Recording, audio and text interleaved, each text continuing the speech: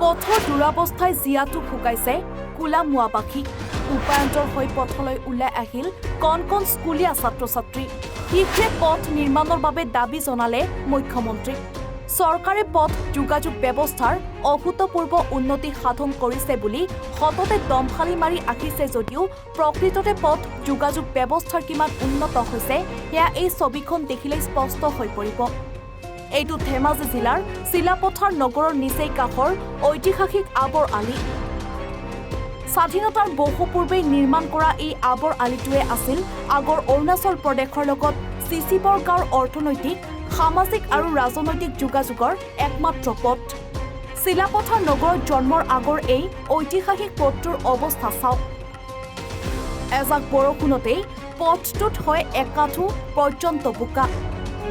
এই পথটোতেই আছে কোলামুৱা high school, কোলামুৱা M E স্কুলকে ধৰি কেইবাখনো বিদ্যালয়। পথছোৱা নিৰ্মাণৰ বাবে ৰাইজে দীৰ্ঘদিন ধৰি দাবী জনাই আহিছে যদিও কাণসাৰ নাই বিধায়ক ভুৱন পেগু আৰু সাংসদ প্ৰদান বৰুৱাৰ। উল্লেখ্য যে বিধায়ক ভুৱন পেগুৰ ঘৰৰ পিছফালে নিচেই কাষতেই লাগি আছে এই পথটো। বাৰিষাৰ সময়ত জমৰ যন্ত্ৰণাত ভুগি বিদ্যালয়লৈ আহিব লাগে কণ কণ ছাত্ৰ ছাত্ৰীসকল। ৰোগীক চিকিৎসালয়লৈ নিয়া, ৰাইজৰ বজাৰ সমাৰ কৰাটো এক প্ৰকাৰৰ অসম্ভৱ হৈ পৰে বৰষুণৰ বতৰত। ৰাইজে পথটো নিৰ্মাণৰ বাবে বহুবাৰ আবেদন নিবেদন কৰি একো সুফল নোপোৱাত ৰাজপথলৈ ওলাই আহিবলৈ বাধ্য হয় বিদ্যালয়ৰ ছাত্ৰ ছাত্ৰী। শীঘ্ৰেই পথছোৱা নিৰ্মাণ কৰি দিবলৈ আহ্বান জনালে মুখ্যমন্ত্ৰীক। আগন্তুক বিধানসভা নিৰ্বাচনৰ পূৰ্বে পথছোৱা নিৰ্মাণৰ ব্যৱস্থা নকৰিলে নিৰ্বাচন বৰ্জন কৰাৰ হুংকাৰ দিছে ভুক্তভোগী ৰাইজে।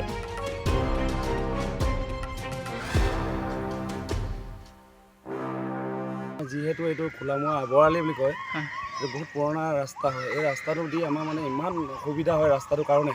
এতিয়া কাষতে স্কুল দুখন আছে, এম ই স্কুল, হাই স্কুল। হাই স্কুলখন আজি স্থাপিত কৰা হৈছে 1994 চনতে। তেতিয়াৰ পৰা এতিয়ালৈকে কোনো ৰাস্তাটোৰ ব্যৱস্থা লোৱা নাই। এই ৰাস্তাটোৱেদি ইমান বোকা, এআঁঠু বোকা হয়। ল'ৰা ছোৱালীবিলাক স্কুললৈ আহিবলৈ বহুত অসুবিধা হয়। যিহেতু ল'ৰা ছোৱালীবিলাক বৰষুণ দিলে স্কুললৈ আহোঁতে পিছলি পৰি হাত ভৰি কিছুমানৰ দুখ পায় আৰু কাপোৰ কানি বহুত লেতেৰা হয়।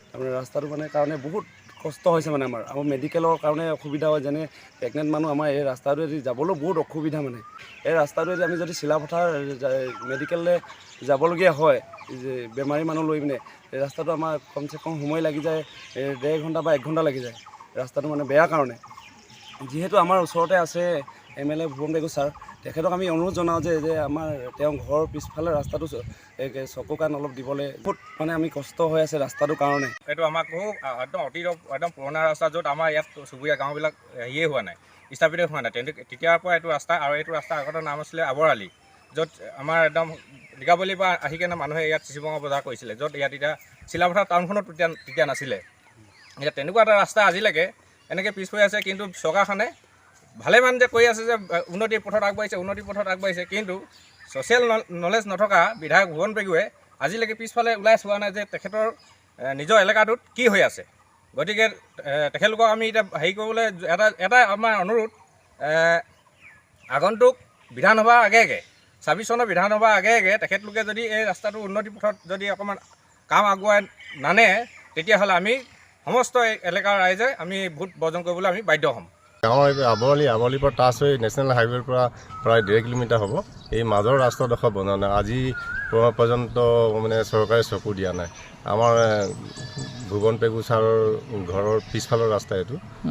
তেওঁ তথাপিতো আমাৰ গাঁওখনৰ প্ৰতি, আমাৰ এই ৱাৰ্ডটোৰ প্ৰতি একো ধ্যান দিয়া নাই। আমাৰ স্কুলৰ ল'ৰা ছোৱালী অহা যোৱা কৰাৰ বিতং কৰি ৰাইজৰ বজাৰ হাট যোৱা সকলোতে প্ৰব্লেম হয়। আজি সৰু সুৰা এজাক বৰষুণত আমাৰ এই অৱস্থা মানে কি ক'ব। এই ইয়াতে চিলাপথাৰ এৰিয়াত ঘূৰি দেখিছোঁ, আমাৰ ইয়াৰ নিচিনা আৰু ক'তো নাই। ইয়াতে দেখিছোঁ আৰু ইমান পুৰণা জেগা হৈও এই আবৰালিটো নতুন ৰাস্তা নহয়, বহুত পুৰণা ৰাস্তা।